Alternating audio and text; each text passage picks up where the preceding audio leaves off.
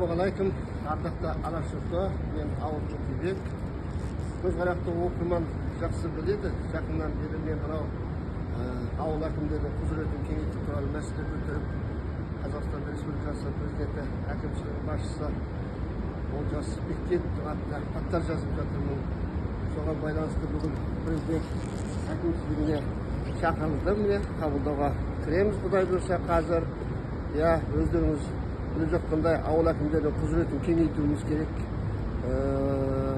Қазір жергілікті өзін-өзі басқару туралы заң жобасы мәжілісте талқыланып жатыр. Соның аясында мен мынандай 3 құзырет беру керек деп есептеймін ауыл әкімдеріне. Ол бірінші өз жерін өзі басқару керек.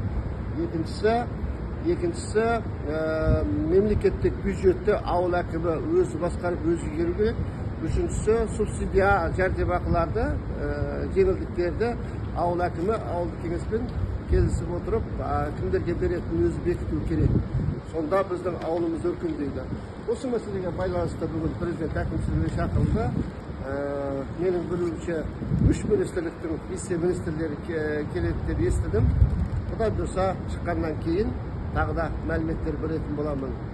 Бүгін маусым айының 14-і 2023 жыл.